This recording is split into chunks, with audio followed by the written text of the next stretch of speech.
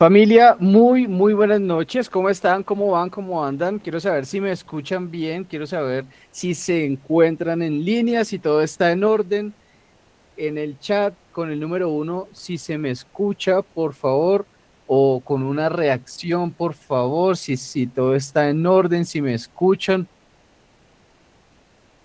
Buenas noches, Andrei. ¿Cómo vas? ¿Si me escuchas ahí? Hola, hola, sí, Excelente. buenas noches para todos. Andrei, ¿cómo estás? ¿Cómo vas? Gracias. Gerencia AC Seguros, gracias por confirmarme, excelente, muy bien.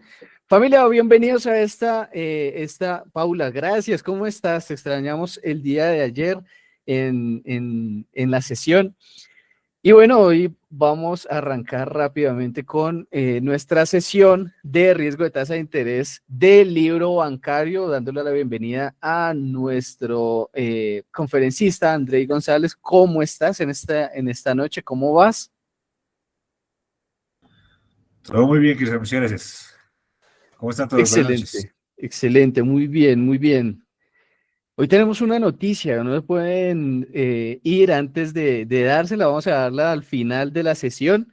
Entonces, pues mientras tanto, vamos a disfrutar de esta maravillosa conferencia, capítulo 2 de riesgo de tasa de interés del libro bancario. Espero haberlo dicho bien y pues nada, el público es tuyo, André. Listo, buenísimo. Sí lo dijiste correctamente, Cristian. Entonces, bueno, a ver, Gracias. vamos a proyectar por acá la presentación y vamos a continuar hablando de nuestro tema que iniciamos hace 8 días. Tengo por acá un segundo, compartir pantalla. Un segundo, por favor. Debe ser esta, yo creo. Y bueno, voy a ponerlo acá en modo presentación para que todos lo puedan ver. Entonces, bueno, buenas noches para todos los que nos acompañan hoy. Básicamente la idea que tenemos en esta sesión dos es continuar hablando un poquito de las generalidades sobre el riesgo de tasa de interés del libro bancario. Yo estaré conversando un poco el tema. La sesión pasada, digamos que ustedes hicieron muchas preguntas sobre varios de los puntos básicos del riesgo de tasa de interés del libro bancario. Yo les decía, pues es un tema que es muy grande, que tiene muchas cosas, digamos, interesantes para avanzar. Es un tema que, digamos, al referirse a toda la estructura del libro bancario, pues puede ser muy interesante y puede tener mucha tela por cortar según sea la variable que uno está analizando. Ver un poquito lo que veíamos la sesión pasada. Entonces, lo que yo voy a hacer acá es que voy a seguir exactamente desde el punto donde terminamos la sesión anterior. Voy a quitar mi cámara porque, como saben, me gusta escribir bastante en las diapositivas y vamos por acá entonces a proyectar. Entonces, bueno, ustedes me dirán si ya están viendo la pantalla. Ahí ya la debería estar viendo, yo creo. Sí, señor. Listo, súper. Entonces, bueno, entonces, un poco lo que quiero continuando con la charla de hace 8 días es pues hablar de por qué este tema del riesgo de tasa de interés del libro bancario pues básicamente resulta, digamos, relevante para las entidades financieras. Como les mencionaba, este enfoque puede estar desde el punto de vista de las entidades solidarias y también aplica para entidades vigiladas por Superfinanciera. La metodología finalmente, conceptualmente es muy parecida en términos de conceptos, pero en términos de la aplicación de cómo se hacen los modelos, pues eso es importante mencionarlo. Básicamente el enfoque que le venimos dando a estas charlas y que son la base un poco del curso que estaremos lanzando nosotros próximamente, es el riesgo de tasa de interés del libro bancario, pero enfocado particularmente a entidades financieras. Ese es el foco que le vamos a dar nosotros, digamos, al curso. Yo estaré acabando nuestra charla 7:20 de la noche y ahí le doy el paso de nuevo a Cristian, que nos va a contar un poquito varias cosas importantes en esos últimos 10 minutos. Entonces, ¿qué mencionábamos nosotros en la clase pasada? Como para recordar rápidamente, pues que finalmente este riesgo afecta la estructura de balance que implica sobre todo lo que le pasa al activo y al pasivo. Y el paso uno que mencionábamos en la sesión anterior es uno debería tal vez comenzar a identificar cuáles son esos rubros dentro de la estructura de balance que tiene una entidad a los cuales les aplica el riesgo de tasa de interés. Eso fue lo que vimos en la clase pasada, la sesión pasada, perdón. Entonces, un poco el tema es, debo yo comenzar a mirar dentro de la estructura de balance qué variables tengo yo, pero a cuáles de ellas les aplica el riesgo de tasa de interés. Entonces, decíamos un poco, claro, el movimiento de las tasas finalmente cuando suben o cuando bajan, pues tienen un impacto, en algunos casos, en los flujos de caja futuros, y tuvimos una discusión sobre eh, digamos, activos, por ejemplo, como la cartera, cuando son a tasa fija o a tasa variable, entonces hablamos un poquito de eso. Y decíamos, claro, hay un concepto que se llama riesgo de reprecio, que es cuando esos flujos futuros cambian por efecto del cambio de las tasas. Entonces yo tengo, no sé, no sé, cartera de créditos, microcrédito, lo que ustedes quieran, una tasa que es variable, pues cada vez que haya un cambio del indicador, por ejemplo, el indicador bancario de referencia, que lo hablamos la clase pasada un poquito, o la inflación también, por ejemplo, entre otros, pues cada vez que se dé un cambio en ese tipo de tasa, pues eso implica un cambio en los flujos futuros esperados de esa cartera, si es que fuera la cartera de lo que yo estoy analizando, que fue lo que más hablamos la sesión anterior. Y en ese caso existe un reprecio, ¿no? Entonces, eso es un caso, por ejemplo. Hay otro caso que es, por ejemplo, en los que son tasa fija. Entonces decíamos, digamos, usualmente las entidades piensan que los tasa fija en el reprecio, pero no necesariamente es así. Lo que pasa es que en el caso de ese tipo de activos, en este análisis por lo menos que llevamos hasta ahora, cuando eso sucede, cuando son, digamos, en tasa fija, sí existe un reprecio, digamos, en muchas ocasiones, no siempre, pero sí en muchas, y el reprecio se da es cuando se vence, digamos, ese activo, que en el ejemplo que vimos es cartera de créditos, y se renueva. Entonces hay carteras que se renuevan, por ejemplo, ¿sabes? Se vence un crédito y se renueva. El mismo cliente renueva su crédito, entonces, pues, ¿qué implica en esos casos? La renovación de esos créditos, si la tasa inicial del crédito en tasa fija fue el 18, eh, y hoy se venciera y lo renueva al mismo plazo, y digamos que en términos de calidad crediticia el señor cliente es igual, supongamos, pues muy probablemente no se renueva el mismo 18, seguramente es una tasa que es diferente. De pronto digamos que es 16. ¿Y por qué cambia la tasa? Pues porque la tasa de interés, decíamos, y eso es un poco lo que tiene que ver con el riesgo de tasa de interés del libro bancario, los cambios en las tasas de interés no solamente son consecuencia, por ejemplo, de la calidad crediticia del cliente, eso es un factor, pero no es el único. Entonces, el riesgo de tasa de interés, decíamos, del libro bancario se refiere a cómo, digamos, diferentes efectos de la economía, de la coyuntura, seguramente en el curso vamos a hacer un zoom ahí de cuál es el estado actual del riesgo de tasa de interés del libro bancario en Colombia. Ese ejercicio puede ser chévere para conversarlo. Cómo esos, no sé, los movimientos que hace el Banco de la República, su tasa de interés actual, las expectativas de tasas de interés de la Junta Directiva del Banco de la República hacia adelante, que eso se calcula mediante algunas tasas, eso se llama tasas FRA, tasas implícitas del mercado. Cómo esas expectativas mueven las tasas del mercado. Entonces, un poco en ese riesgo de tasa de interés del libro bancario, tiene mucho que ver lo que decide el Banco de la República periódicamente, las expectativas que se tienen sobre sus decisiones futuras, eh, y el comportamiento de indicadores como por ejemplo la inflación, ¿no? Decíamos eso también. Eh, digamos el comportamiento que tienen tasas variables como la IBER, no necesariamente, y era un poco lo que yo cerraba diciendo en la sesión anterior, pues no todo, digamos en el mundo, por ejemplo, de las tasas de interés asociadas a créditos, no todo es riesgo de crédito, ¿no? Eso es importante mencionarlo. Y es todas esas decisiones que toman los agentes económicos y la economía en general, pues tiene que ver finalmente con los niveles de tasas. Entonces decíamos, y yo voy a hacer aquí una grafiquita, déjame yo por acá abro una diapositiva. Y decíamos, claro, entonces finalmente yo lo que tengo que analizar acá en muchos casos es las famosas curvas, ¿no? Entonces yo tengo acá el tiempo y esta es la tasa de interés. Y decíamos, esto se puede ver, por ejemplo, desde la cartera de créditos o desde cualquier cosa que uno identifique, digamos, en la estructura de balance que implique riesgo de tasa de interés. O sea que por movimientos de las tasas, a veces hacia arriba, a veces hacia abajo, eso cambie el valor de los flujos futuros, ¿cierto? De una variable que me interesa, bien sea del activo o del pasivo. Esa es una forma de verlo. Y la otra forma de verlo es que esos cambios de las tasas impliquen, digamos, movimientos o cambios en el valor económico. El valor económico lo definiremos seguramente en unos minutos, pero esa es otra forma también de analizar este riesgo de tasa de interés del libro bancario, que tiene que ver con un concepto muy interesante, que es valoración, ¿no? Valor de cuánto vale mi cartera de créditos, por ejemplo. ¿Cuánto vale el valor a precios de mercado, es a lo que uno llega a analizar finalmente esto. Eh, ¿Cuánto es el valor a precios de mercado de los CDTs, por ejemplo? También, porque eso tiene riesgo de tasa de interés. Entonces se enfocan en esas dos maneras, ¿no? Entonces si uno lo hiciera, no sé, pues de créditos, creo que ya hay varios ejemplos, entonces demos hoy un ejemplo diferente y demos un ejemplo más bien desde el pasivo. Entonces yo les, digamos, todo lo que ha rodeado nuestro ejercicio ha sido hablar un poquito de estructura, de activo y pasivo.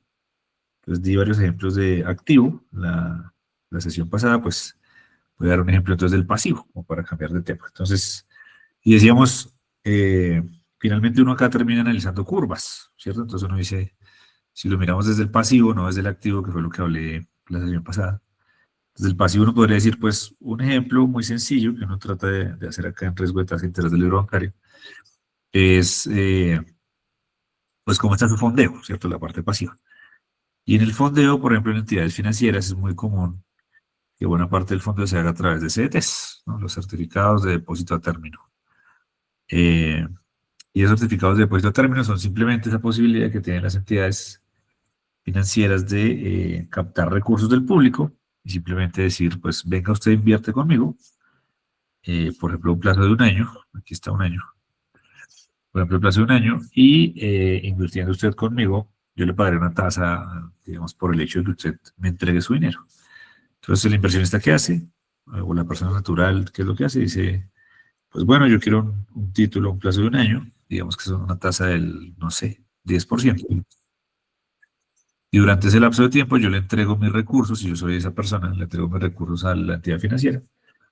Y durante ese lapso de tiempo, digamos, cuando se cumpla ese plazo de un año en los títulos más sencillos, que son los que pagan el nominal o el principal al vencimiento, o sea, si yo invertí 100 millones, pues me dan 100 millones al vencimiento, me refiero.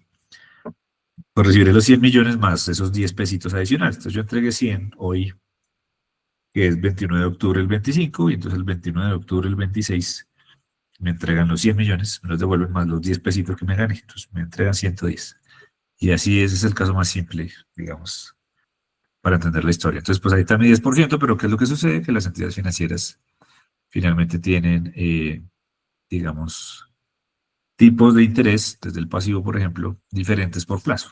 Entonces, 2 años, 3 años, 4 años, etcétera, ¿no? Digamos que hasta 5 años. Entonces, finalmente, ¿qué sucede? Pues un año, si un año es 10, digamos, puede que a 2 años sea 10,5 y a 3 años sea 12, y bueno, no sé, me estoy inventando los números. Y pues simplemente si uno ata el plazo de tiempo con las tasas, pues tengo una curva, ¿cierto? Y esta sería, por ejemplo, pues una curva, ¿no? Una curva de fondeo de la entidad financiera en CDTs. No es la única curva, pero pues por ahora quiero dar ejemplos sencillos de este tema como para aterrizar conceptos. Entonces, pues ya está, ahí tengo mi curva, entonces lo que yo digo simplemente es claro, pues a diferente plazo la tasa cambia. Eh, y esto, por ejemplo, es lo que en teoría de curvas se denominan curvas de tipos de interés bien comportadas. Bien comportadas significa que es, digamos, la forma funcional clásica, la que es usual, pero con usual no me refiero a que siempre sea así, ahí es donde se pone interesante, sino que, digamos, en muchos casos la que uno ve, ¿no? Y es que, claro, digamos, hay una teoría muy famosa sobre esas curvas que es la teoría de preferencia por la liquidez, que dice simplemente, pues esto es sencillo porque, digamos, si usted va a invertir, por ejemplo, en un CDT en estos casos, y que es el fondeo pasivo que tienen las entidades financieras, eh, pues usted va a decir, si usted es el señor que va a hacer el CDT, que va a hacer la inversión, usted dice, pues claro, si yo le dejo mi plata un año, pues usted me paga el 10, pero si se le dejo más tiempo, ¿no? 2 años, pues yo espero que me pague más tasa. Pues es como la racionalidad que se maneja, digamos, en este tipo de curvas. ¿Y por qué? Pues eso es teoría de preferencia por la liquidez. Y eso es no, pues muy sencillo porque como yo voy a estar más tiempo sin mi liquidez, ¿cierto? Yo se la entrego a usted, yo tengo un costo de oportunidad por entregarle a usted mis recursos. Pues entre más tiempo usted tenga mis recursos y no yo, pues digamos que yo no tendría un usufructo de esos dineros. Mientras que usted sí, entonces pues págame más por eso. Entonces, si usted tiene más tiempo mis recursos, pues yo espero que se me pague una tasa más alta. Esa es como la lógica que hay detrás de estas curvas. Entonces, ahí está un poco el concepto de que se espera que sean así, ¿no? Que sean de esta manera. O sea, eso se llama rendimientos marginales positivos, pero decrecientes, ¿no? Cada vez más chiquitos. Es un poco lo que sucede en una curva, digamos, bien comportada, las que usualmente se tienen. Pero el tema es que, eh, como puede pasar en la cartera de créditos, puede pasar en las curvas de los CETES o en las curvas de los bonos, o en otras de las tantas curvas que hay. Eh, no necesariamente siempre es así. En muchos casos, yo voy aquí a cambiar de color, puede que las curvas se vuelvan así, ¿no? O que la curva haga esto, o que la curva haga algo así también. Eso también pasa, esto, ¿no? O que la curva haga algo así también.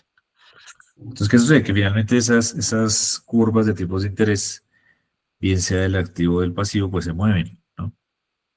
Por condiciones, digamos, de mercado, por condiciones propias de la entidad financiera también. Eh, Andrei, sí, nos pregunta Juan Diego si se podría interpretar esa curva desde la relación de riesgo mayor plazo versus rentabilidad. digamos, inicialmente sí, Juan Diego no diría, claro, digamos, si uno lo relaciona con el tema de riesgo, diría, pues claro, a mayor plazo, mayor rentabilidad, porque finalmente tú dirías, pues si durante más tiempo le entrego mis recursos, espero que usted me pague una tasa más alta, si no, yo no tengo un incentivo. Finalmente son incentivos para, en este caso, para los que hacen los CETES. No tendría yo incentivo, pues para que usted me dé una tasa más bajita a un plazo más largo. Lo que pasa es que, como les digo, no necesariamente las curvas de tipos de interés responden siempre a esa lógica. Ahí es donde se pone más interesante la cosa. Y es que esas curvas, digamos, pueden cambiar de forma funcional, ¿no? Como lo que está acá. Entonces, la respuesta para Juan Diego es que sí, que eso, por supuesto, tiene que ver, pero que claramente no es la única razón que explica los movimientos de las curvas, porque si eso fuera así, entonces las curvas de tipos de interés serían siempre como esta rojita, ¿cierto? Y pues está demostrado muy fácil y seguramente en el curso les daré muchos ejemplos de que eso no es así necesariamente. Entonces, eh, de hecho, hoy en la economía colombiana hay curvas invertidas, por ejemplo. Hoy, o sea, hoy 21 de octubre, eso está pasando. Entonces, digamos, la explicación no es solamente eso, es lo que le diría como a Juan Diego. Entonces, claro, ¿qué es lo que uno hace finalmente o qué propone las... Andrei, Sí, discúlpame, eso es una pregunta, digamos, un poco personal. A ver si también logro entender por qué hay bancos virtuales, creo que son, que sí manejan tasas de interés altas para bolsillos que están a la mano, que no son ahorro programado o algo así. claro, entonces, ¿Ellos no digamos, estarían perdiendo? bueno, digamos, ahí se extiende un poco la conversación porque, digamos, eso tiene que ver con otras cosas, que es, digamos, el costo de financiación que tiene una entidad financiera. Es un poquito como otra discusión. Y eso sería, digamos, depende del tipo de entidad. Hay entidades que, por ejemplo, por estrategia comercial, manejan sus fuentes de fondeo vía CDTs, que es el ejemplo, digamos, que estaba dando acá. Pero hay otras que, por ejemplo, deciden en estrategia comercial manejar todo su fondeo vía, por ejemplo, cuentas Vista, que sería algo así como lo que tú mencionas de los ahorros virtuales, por ejemplo, y los famosos bolsillos y este tipo de cosas. Ujú. Eh, lo que pasa es que eso tiene digamos, un costo muy alto, que no sería tanto de riesgo de tasa de interés del libro bancario, sino que sería más bien de un indicador de riesgo de liquidez muy famoso, que es el coeficiente de financiación estable neto, que es otra cosa. Eso es Ok, es otro curso, mejor dicho. ok, ok, para más Pero, adelante. digamos, para no dejarte como con la inquietud, el tema es, eso se puede hacer, lo que pasa es que en costos de financiamiento eh, puede ser más caro para algunas entidades hacerlo así que para otras. Y lo que pasa es que muchas veces, no sé, por ejemplo, este concepto de las curvas de tipos de interés, ¿qué sucede? Las curvas de tipos de interés son más largas me refiero a los plazos. O sea, aquí te doy un ejemplo hasta 5 años, pero digamos que existe hasta 10. Estas curvas de tipo son más largas cuando hay generalmente más confianza, ¿no? Más Sí. confianza en la economía, más confianza en una entidad financiera. Eh, y en muchos casos, pues esa confianza pues se va construyendo en el tiempo, ¿sí? Pues si claro, yo te hablo de un banco que es muy famoso y te digo, haz una inversión a 10 años y después te hablo de un banco que acaba de nacer, de pronto tú prefieres hacer la inversión a 10 años en el banco que es muy famoso y no en el que acaba de nacer, ¿cierto?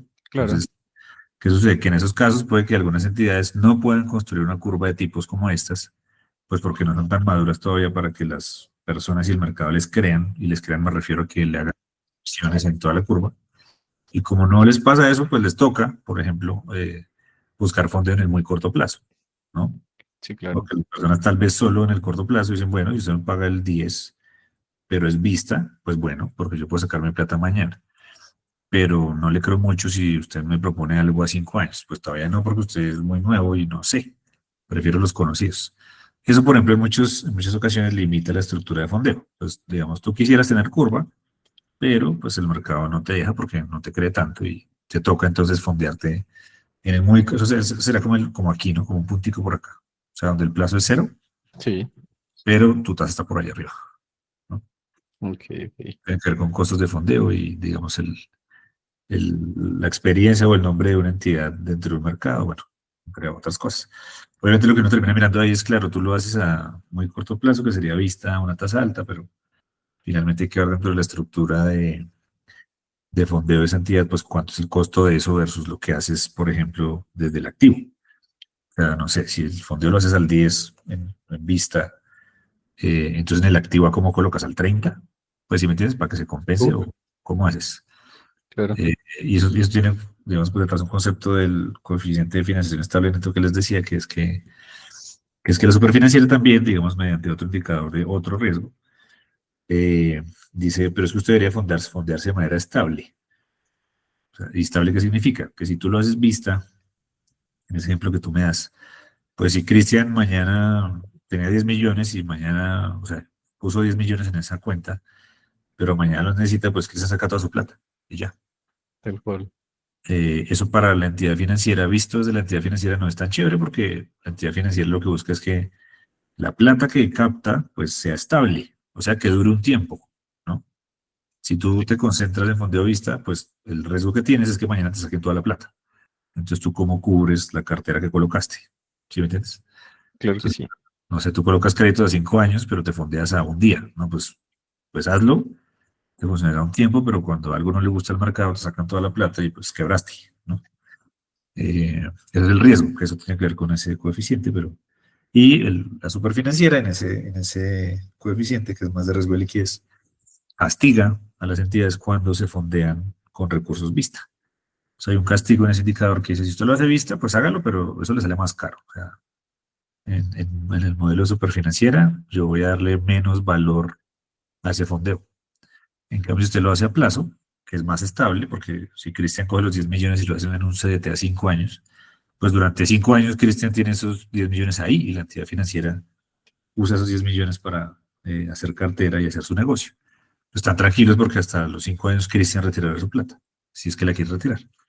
Entonces dice, Ok, si usted lo hace a plazo, digamos, yo le daré un tratamiento mucho más favorable a ese indicador si usted lo hace a plazo, pero si lo hace a vista, le va a salir más caro. Entonces, pues en realidad, o sea, se puede hacer, lo que pasa es que depende de qué tanta historia tenga la entidad. Eso es un argumento. Y otro argumento es que, digamos, si lo haces así, te puede salir muy caro, digamos, a la luz de esos indicadores de riesgo de liquidez, como el coeficiente de financiación estable neto. ¿Ves? ok, súper, súper. Claro que sí. Listo. Hay como que mezclé muchas Gracias. cosas, No, pero es que está bien, está súper bien. listo, listo. Entonces, bueno, eso es como la idea y uno finalmente que hace en riesgo de tasa de interés, entre otras cosas. Pues uno coge este tipo de movimientos y dice, ¿y eso cómo se mueve? ¿Por qué se mueve? ¿Qué pasa si se mueve para arriba o para abajo? ¿Qué pasa si los movimientos, digamos, son no paralelos? ¿No? ¿Y a qué me refiero con no paralelos? Voy a dar un ejemplo de ese concepto. Eh, ¿Qué es no paralelo? Miren, no sé, un año. Entonces, miren, yo aquí rayé muchas cosas, voy a borrar todo y hago otra. Entonces, aquí está. Entonces, lo mismo. Este es el tiempo y esta es la tasa de interés. Entonces, digamos que esta es la curva hoy y pasaron cosas en el mercado, en la economía, en la entidad financiera y todo cambió. Y voy a cambiar de color. Entonces, digamos que esto, digamos que hizo, a ver, que hizo un movimiento de este estilo, por ejemplo. Este es T. 0 y este es T1, un momento posterior, ¿no? La verdecita. Entonces, ¿a qué me refiero con no paralelos? O sea, digamos, en riesgo de tasa de interés uno analiza movimientos paralelos y no paralelos. Pues los no paralelos, y espérenme acá que yo no sé qué pasó. Bueno, no puedo escribir, pero bueno, no paralelos. No paralelos, no sé por qué, pero bueno, no paralelos. ¿Qué es no paralelos? Pues que, por ejemplo, si yo miro, voy a cambiar de color por acá, si yo miro, por ejemplo, este segmento, ¿no? De esa curva, pues esto se subió bastante, ¿cierto? Pero si miro, por ejemplo, este segmento de la curva, aquí no pasó mucho y aquí, por el contrario, se bajó. No paralelo significa que la curva no se mueve igualito todo el tiempo. O sea, no paralelo es que puede que un segmento de la curva se suba, otra se quede quieta y otra baje. Eso es no paralelo. Paralelo sería, por ejemplo, voy a dibujar una que sea paralela con otro colorcito por acá. Entonces, por ejemplo, no sé, quisiera algo así, a ver si me da el pulso para que... Ahí. Eso es paralelo, ¿no? Este movimiento hacia abajo fue más o menos igual en toda la curva. Eso es paralelo. Pero la verdecita punteada que hice es no paralelo, porque son movimientos diferentes según sea el tramo de las curvas. Y de hecho en el modelo de la superfinanciera, que lo hablaremos ya con un poquito más de detalle en el curso, ellos hablan, por ejemplo, de movimientos paralelos y no paralelos y proponen un tratamiento, digamos, a ese análisis de riesgo de tasa de interés del libro bancario, si es paralelo o no. Entonces hablan de los famosos choques, ¿no? De los que ya han tenido tiempo de leer de la norma o han hecho ejercicios, pues se acordarán de ese concepto de los choques. Entonces los choques es efectivamente cómo se mueven las curvas, que a veces se mueven lineal, como este caso, que es toda la curva se mueve en la misma magnitud, digamos, pero a veces es no lineal, como este punteado. Entonces me lo dice, pues usted tiene que mirar esos casos porque eso puede impactar dos cosas. El margen neto de intereses, que es una de las variables clave del riesgo de tasa de interés del libro bancario, y la otra es el valor económico del patrimonio, ¿no? Esos son como los dos temas que uno termina analizando. Pero buena parte, no, no todo, pero digamos, buena parte del ejercicio nace de curvas. Entonces, por eso quería como aclarar un poquito ese concepto de las curvas. Eh, y si uno mira, si uno se pone a leer ese modelo que tiene la superfinanciera para este riesgo, el modelo estándar, pues nace, por supuesto, de Basilea. Entonces, eso viene de Basilea, Basilea 13 en particular. Basilea 13 comienza a profundizar en esto y se proponen, digamos, el modelo inicial de riesgo de tasa de interés del libro bancario. Entonces, tiene abierto el micrófono, Cris, y me ayudas a mirar Sí, señor. para que no se genere ruido. A menos que haya una pregunta, por favor lo abrimos, pero si no, por favor mantengámoslo en silencio para los demás participantes. Entonces, eh, ya, entonces, digamos, desde Basilea 3 nace toda esta historia.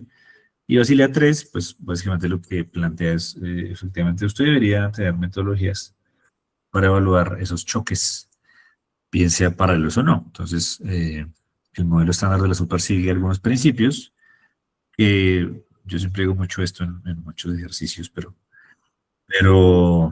que no son una obligación. O sea, digamos, lo que uno debería pensar esa es una metodología, que por supuesto es la metodología normativa y toda la cosa, pero es la única forma de hacerlo, no. Hay otras formas de hacerlo. Y como siempre mencioné luego en los cursos que dicto, pues no necesariamente es una metodología perfecta.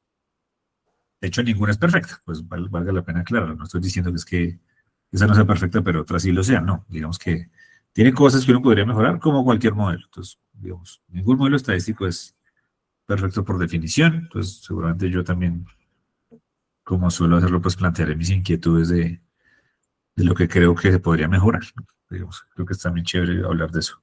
Entonces, bueno, esto es finalmente el concepto de las curvas y en términos de definición del riesgo de tasa, ahora sí vuelvo por acá. Entonces, ¿qué es el riesgo de tasa de interés del libro bancario? Creo que ya fue muy claro entre lo que dijimos hace 8 días y lo que estamos diciendo hoy. Entonces, movimientos de las tasas que me impacten la estructura del activo o del pasivo, bien sea para arriba o para abajo, y que genere impactos en el margen neto de intereses, o, depende, el valor económico del patrimonio. Eso es básicamente lo que uno debería pensar, ¿cierto? Entonces, es un poco como el concepto general. Y hay una definición que me pareció chévere, digamos, de este riesgo de tasa de interés del libro bancario, que tiene una palabrita por acá que creo que es muy importante, y dice el riesgo actual o prospectivo. Entonces, digamos que la metodología básicamente lo que busca, o si uno mira todo el capítulo de riesgo de tasa de interés del libro bancario dentro del sistema integral de administración de riesgos, en realidad le dice a uno, venga, es que usted debería hacer el análisis de lo que hoy le está pasando, que puede ser bueno o malo, pero también, digamos, de lo que le podría pasar. Entonces, cuando dice prospectivo, se refiere efectivamente a que uno debiera usar las herramientas que tiene, digamos, para manejar este riesgo, no solo pensando en lo que hoy sucede, que puede ser bueno o malo, como les digo, sino también en lo que le podría pasar adelante según cómo se puedan mover las curvas. Entonces ahí se vuelve súper interesante, ¿no? Porque se vuelve, digamos, las entidades financieras que hacen esto con rigurosidad lo usan para tomar decisiones, no para hacer reportes a la superfinanciera, ¿no? Pues hacen los reportes porque es una necesidad, pero digamos, la esencia de esto es tomar decisiones, ¿no? Entonces, las que son maduras ya en este tipo de cosas, pues hacen metodologías, digamos, el riesgo actual, pues sí se mide y toda la cosa, pero particularmente se mira en términos prospectivos y es, bueno, pero hacia adelante, ¿qué? O sea, eh, yo que pienso que, o sea, lo primero que uno debe plantearse acá es yo qué creo que va a pasar, ¿no? Entonces, pues obviamente, no sé, el análisis macroeconómico acá es muy importante. Hay otros riesgos que están más dedicados es a la entidad particular, pero este riesgo implica tener, digamos, una idea o un view macroeconómico de lo que podría pasar hacia adelante. Es un poco lo que hemos venido nosotros como dejando en las cápsulas que hemos venido trabajando. Andrei, Sí, nos pregunta Juan Diego si esos choques, dado el ejemplo de curvas a plazo que planteas, sí, permiten concluir que no necesariamente aplican sobre tasas indexadas. no necesariamente estoy de acuerdo. Es decir, digamos, el planteamiento del riesgo de tasa de interés del libro bancario aplica tanto para tasas indexadas como para tasas no indexadas.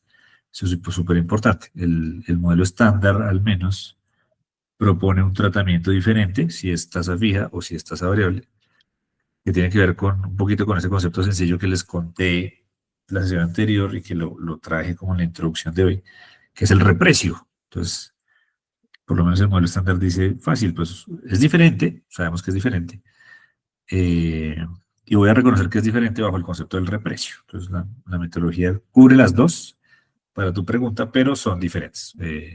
Tiene que ver con el reprecio. Entonces, que era un poquito el concepto que les decía. Entonces, y voy a hacer acá un grafiquito sencillo como para De ahondar en acuerdo. eso. Y es claro, ¿por qué es diferente? O sea, ya después, seguramente en el curso ahondaremos un poquito de las diferencias técnicas, pero al menos acá para tener una visión general. ¿Por qué es diferente? O sea, ¿por qué se les da un tratamiento diferente? ¿Cuál es el tratamiento diferente? Pues lo contaré en el curso, pero definamos por qué es diferente, más bien. Entonces, ¿qué pasa? Que si tú dices, no, pues tasa fija y tú haces un flujo de caja, pues es muy fácil, ¿no? Tú dices, hoy, no sé, tienes 100 pesitos y como es tasa fija, pues tienes ahí unos flujos futuros.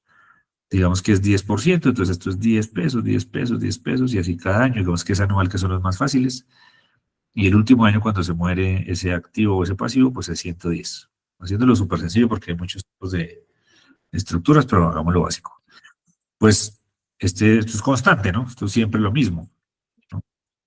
Entonces uno dice, claro, lo que pasa es que esos flujos, digamos, en términos de predictibilidad son simples porque a menos que haya un problema, digamos, si uno hablara, por ejemplo, de, no sé, de los CDTs, pues uno diría, no, pues probabilidad de cumplimiento de que el señor de la entidad financiera, pues, incumple su obligación, pero supongamos que no. Pues esto es 10 constante, ¿cierto? Esto es 10 todo el tiempo. Entonces, ¿es predecible el flujo de caja? Pues sí, es fácil, ¿no? Es sencillo. Pero si yo estuviera hablando de tasa variable, lo voy a hacer aquí abajito, más bien voy a borrar ese, perdón, porque me quedo sin espacio. Y uno dice que es tasa variable, pues uno iría otra vez 100 para empezar, pero como es tasa variable, digamos que, no sé, que es el IBR, es el indicador bancario de referencia. En realidad, si yo tratara de hacer los flujos, no sé, es el problema, ¿no? Porque de pronto este flujo es así de grande, pero el siguiente es así, y el siguiente es así, y después vuelve a ser grande, y después súper grande, y luego así. Entonces, no sé, ¿cierto? Incluso el flujo podría ser negativo, ¿no? Es algo que muchas personas no piensan, pero eso podría pasar. Porque finalmente el Libere, que es el indicador bancario de referencia, eh, pues entra a ser qué, pues el concepto macroeconómico es muy sencillo y es la tasa base, digamos, que busca reflejar el comportamiento de la liquidez de la economía, ¿no? Es decir, si en Colombia está el Ibere, en Estados Unidos existe el SOFR, ¿no? Que es su equivalente, ¿no? Que es, digamos, la tasa que es representativa de la liquidez de la economía. Eh, o sea que el Ibere, por ejemplo, finalmente en su tasa refleja cuando hay escasez de liquidez en la economía y cuando hay exceso de liquidez en la economía, los dos casos. O sea que uno debiera, ¿no? Si uno es juicioso, en riesgo de tasa de interés del libro bancario, pues pensar también en si la liquidez de la economía está holgada o hay un squeeze de liquidez. Un squeeze de liquidez es restricción de liquidez, eh, en este caso sobre el circulante, ¿no? Entonces, pues en función de eso, la IBR subirá o bajará. Entonces, ¿yo qué creo que va a pasar? Por eso les digo que las expectativas son muy importantes y por eso no le dicen prospectivo. Prospectivo es, ¿usted qué cree que va a pasar? ¿No? Y sobre lo que cree que va a pasar, pues uno qué hace, cambia estructuras de balance. Por eso es que eso es tan importante.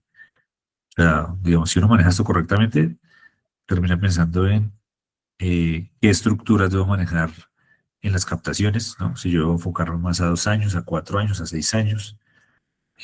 ¿Por qué una tasa, por ejemplo, en esas definiciones uno puede concluir? ¿Por qué, por ejemplo, yo quisiera que a 2 años pago el 11, por ejemplo, si yo soy la entidad financiera en las captaciones, pero de pronto a 3 años pago el 9? Y ustedes dirán, pero André, luego no me dijiste sobre la teoría de preferencia de la liquidez. Y les dije, sí, pero es que eso no es lo único, fue lo primero que les dije. Ese tipo de cosas son las que pasan cuando uno vuelve este tema más toma decisiones y no son solamente reportes agentes de control, ¿no? Que es donde se pone más chévere. Entonces, claro, como estos son más difíciles, son raros, ¿no? Porque uno no sabe, o sea, esos flujitos, pues no tengo certeza de su valor, pues ¿qué tengo que hacer? Hacer supuestos, ¿cierto? Y entonces ustedes dirán, bueno, ¿y cómo hago supuestos yo sobre ese indicador? Pues primero, pues son muchas cosas, ¿no? Voy a borrar todo. Eh, entonces, yo quería pensar, uno, por ejemplo, si estoy pensando hablando de Ibere, ¿no? Pues que se me ocurrió ahorita. Pues primero, la liquidez. ¿Yo qué pienso o qué expectativas tengo yo sobre la liquidez de la economía? No de mi entidad financiera, no, de la economía. Porque es que eso le va a pegar. Si es que yo tengo algo atado a Ibere en el activo o en el pasivo. Entonces eso me importa. Entonces yo tengo que pensar qué creo que va a pasar con eso. ¿Estamos bien? ¿Estamos mal? Eso implicaría pensar cosas como, por ejemplo, cuánta liquidez hay en la dirección del Tesoro Nacional, por ejemplo, la famosa DTN. Eh, Eso tiene que ver, ¿no? Entonces, digamos, tiene que ver con la liquidez que hace la tesorería del Gobierno Nacional Central con esa administración de la caja como la hace. A veces está holgada, a veces no. Entonces, eso impacta, por ejemplo. ¿Qué impacta también? Por ejemplo, la ejecución presupuestal. Entonces uno dice, no, es que yo conozco muy bien mi entidad, entonces yo manejo perfectamente el riesgo de tasa de interés del libro bancario. Y yo pregunto, ¿y usted sabe cómo es la ejecución presupuestal del gobierno? No, no tengo ni idea. Ah, bueno, pues entonces no es que lo haga tan bien. Eh, ¿Por qué? Porque ustedes dirán, ¿y eso cómo me impacta? ¿Cómo así? Pues yo qué tengo que ver con que el gobierno ejecute rápido o lento su presupuesto. Pues muy sencillo, y es que, por ejemplo, si se da una ejecución, no sé, hay que gastar este año, el presupuesto nacional está más o menos como en 450 billones de pesos, algo así. Eh, digamos que, no sé, estamos en octubre, entonces pensemos en noviembre, ¿no? En noviembre, por presupuesto, había que ejecutar, no sé, 15 billones de pesos, supongamos. Bueno, ¿y qué pasó? ¿Cuánto se ejecutó? No se ejecutó nada, se ejecutó solamente 1 billón, porque es que hubo cambios, digamos, y eso ha pasado mucho recientemente en los últimos años, y es, no, es que han habido cambios en la persona que tiene un cargo particular dentro del gobierno, pues como es rotación, eso implica que si alguien quiere ejecutar algo, el que llegó le toca, pues primero entender que se iba a ejecutar, si lo quiere hacer o no, y de pronto piensa diferente que el señor anterior, entonces no ejecutó, por ejemplo. Entonces, de 15 billones de noviembre, supongamos, solo se ejecutó 1 billón. Pues, ¿qué pasa? Que como no se ejecutó, ¿cierto? Pues esa plata que debería viajar al sistema no viajó al sistema, ¿no? Se quedó concentrada en la dirección del Tesoro Nacional. Y como no se ejecutó, pues la caja no circuló, y como la caja no circuló al sistema, pues a la economía y al sistema financiero, pues se restringe la caja del sistema, por ejemplo. Y eso, si usted tiene algo atado a Ibere, le va a pegar, o si usted no quiera. No, es que soy muy juicioso en mi entidad financiera con mi caja, sí, pero la del sistema, ¿cómo está? Esa es la pregunta. No tengo ni idea. Bueno, pues uno debería saber un poco de estas cosas para administrar ese riesgo de tasa de interés del libro bancario. Entonces, como les decía, esto tiene pues mucha tela por cortar desde diferentes frentes. Y ahí les di, digamos, 3 ejemplos de cosas que pueden mover el indicador bancario de referencia. Pero eh, no son las únicas. Entonces, ¿qué mueve esto? Cosas como estas. Pero pues yo puedo decir aquí 4, 5, 6, bueno, varias. Entonces, digamos, eso me impactaría. Entonces, volviendo al comentario que nos hacían, ¿hay diferencias entre el tasa fija, es decir, el indexado y el no indexado? Sí, claro, porque sus flujos futuros son diferentes. En el primero que es tasa fija diría que son predecibles, en el segundo que es tasas variables diría que no son tan predecibles. Yo puedo estimar, pero no me garantiza predictibilidad, digamos, sobre el valor futuro de ese flujo. Entonces, ese concepto que acabo de decir cambia la cosa, porque, porque si yo quisiera medir el riesgo de tasa de interés del libro bancario de una tasa variable, pues tengo que hacer este tipo de cosas. En este ejemplo particular que les doy del indicador bancario de referencia.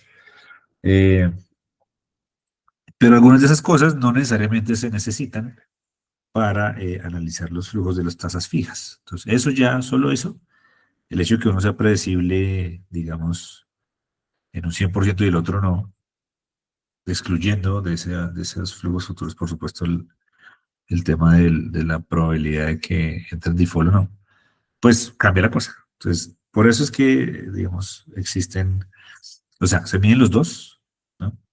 Pero se miden diferente. Esa es la razón, porque, digamos, como les muestro en este ejemplo, pues lo que mueve el uno no necesariamente mueve el otro, lo que quiero decir, ¿no? Y eso implica efectos diferentes. Y en el modelo estándar de la super, pues digamos que hay un concepto que, pues que es válido, sí, ese concepto claramente es válido y es un supuesto de muchos ejercicios en este sentido, y es el efecto del reprecio. Entonces, ahí un poco lo que se hace es, piensa en el reprecio de ese activo, cuándo se da el reprecio, digamos, la frecuencia del reprecio.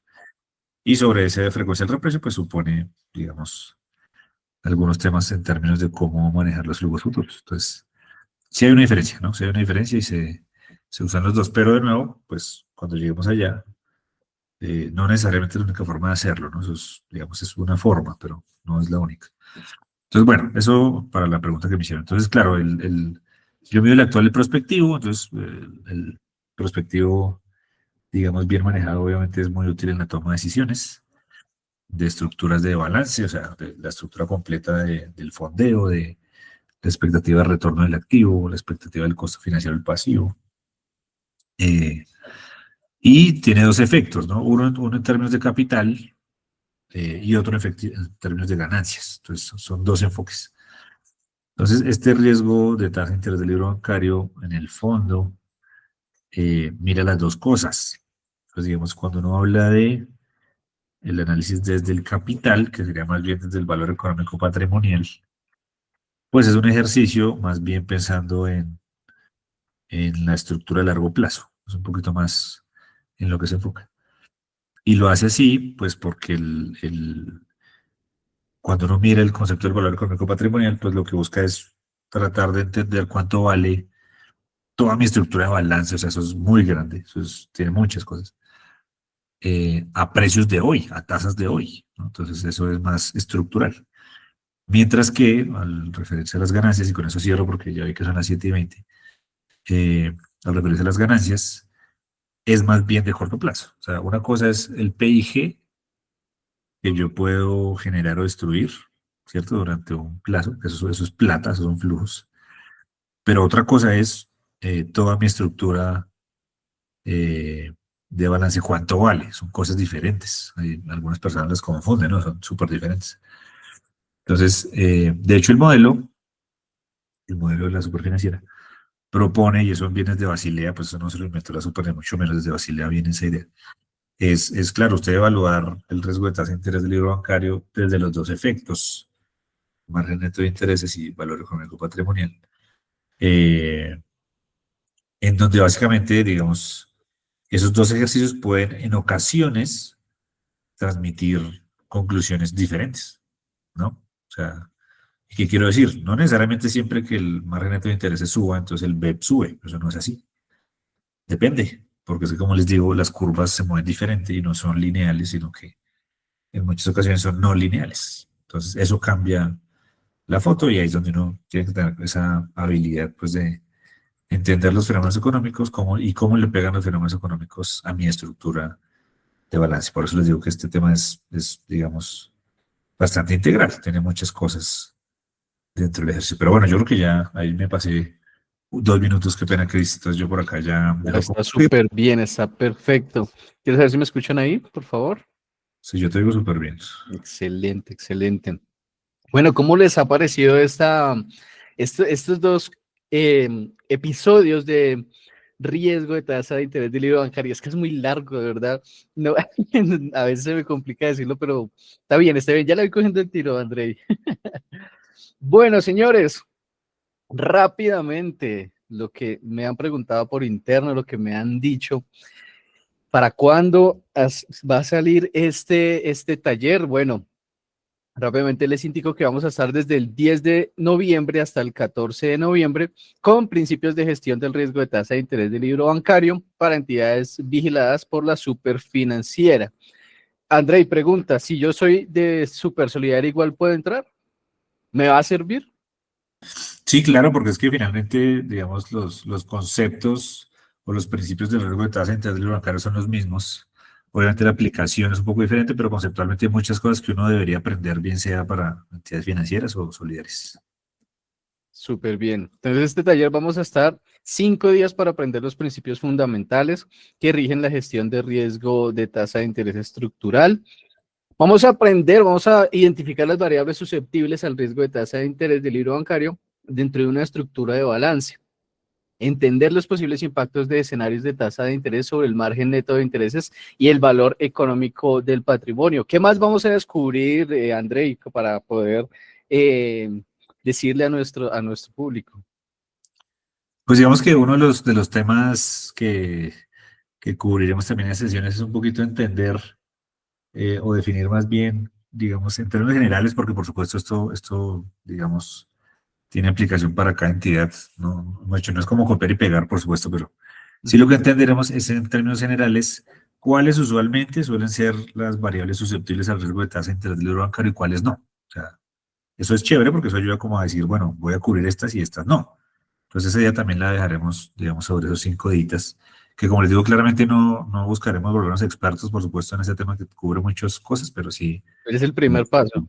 Exactamente, exactamente. Súper bien. ¿A quién está dirigido? Si eres líder y analista de riesgos, si eres líder de proceso, directivo de organizaciones solidarias y entidades financieras, miembros de comité y juntas directivas, consultor o revisores fiscales, o si simplemente quieres ingresar a aumentar el tamaño de tus conocimientos, estaremos disponibles o puedes ingresar a este taller.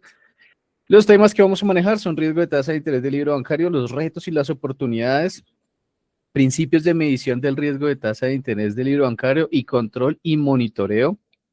Vamos a trabajar también sobre los principios del modelo estándar de riesgo de tasa de interés del libro bancario. De pronto nos puedes dar una introducción de qué vamos a ver en esos días, así para dejar una punzadita bien, bien hecha. Sí, hay un tema que me parece chévere, digamos que seguramente hablaremos, y es al menos el manejo general que se le dará a los choques. Pues eso tiene mucha tela, pero sí quisiera dejar algunas, pues, bueno, dicho, no se van a volver expertos en administrar choques, eso sí es claro, pero sí se van a llevar, creo que las bases, unas bases muy bien sentadas de qué implican los choques y, digamos, cómo los cambios de las curvas tienen impactos directamente sobre esa evaluación del riesgo de tasa de interés del libro bancario. El tema de choques es súper importante, por eso quería como hacer una muy pequeñita introducción acá en esta sesión. Súper bien. Principios del modelo estándar de riesgo de tasa de interés. Este taller va a ser 100% virtual, totalmente en vivo. Va a tener una duración de 2 horas. Vamos a arrancar a enviar el material desde el 7 de noviembre, pero oficialmente vamos a arrancar desde el 10 en cuanto a a las sesiones en vivo, ¿vale? Pero desde el 7 de noviembre vamos a empezar a calentar motores para que nos salga todo en orden, ¿vale? ¿Qué incluye? Incluye plantillas, ejercicios aplicados, acceso a las grabaciones por 2 meses, certificado de participación digital, material de apoyo y presentaciones en PDF, entrada al grupo oficial del taller y tiene una inversión, si estás fuera de Colombia, de $77,7 o si estás en Colombia de 222.000 pesos más IVA. Entonces voy a dejar rápidamente un enlace donde ustedes van a poder ingresar y creo que estoy compartiendo. Bueno, no hay problema. Preguntas, dudas, aclaraciones, sugerencias, igualmente esto lo van a poder encontrar